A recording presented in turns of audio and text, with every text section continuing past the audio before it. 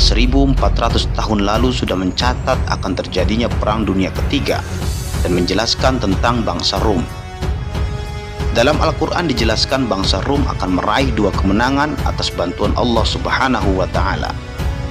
Lantas benarkah Rusia merupakan bangsa Rum yang dijelaskan Al-Quran tersebut?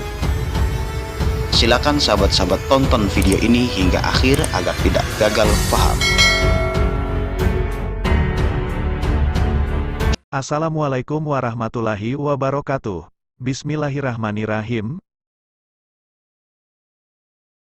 Bagaimana kabar Anda dan keluarga hari ini? Semoga sehat, sukses dan dalam lindungan Allah Ta'ala selalu.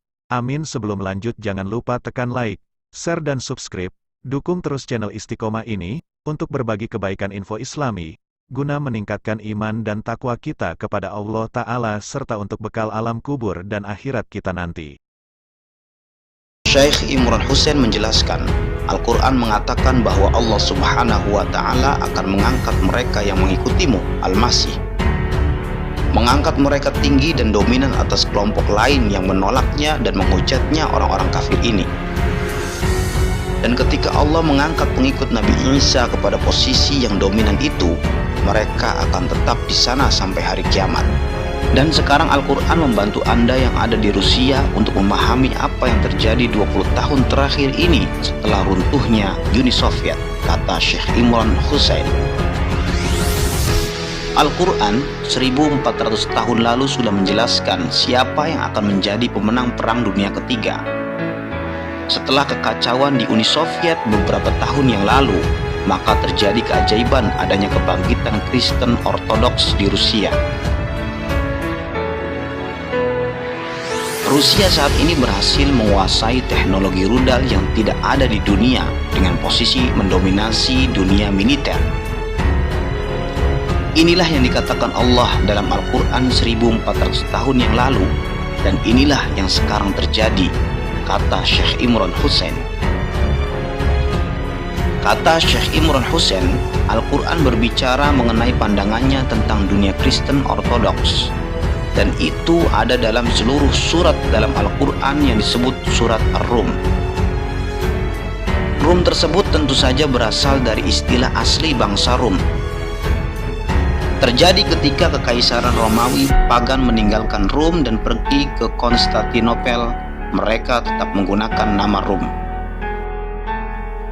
Dan nama Rum yang ada dalam Al-Quran adalah bangsa Rum, tapi kemudian datanglah transformasi kerajaan Romawi itu menjadi kerajaan Kristen, kata Syekh Imran Hussein. Menurut beliau, Rum dalam Al-Quran bukan pagan, tapi Kristen. Dan Al-Quran berbicara secara positif tentang kerajaan Kristen itu yang berbasis di Konstantinopel. Dan Allah berfirman dalam Al-Quran yang mengatakan bahwa Rum akan memiliki 2 kemenangan dengan bantuannya.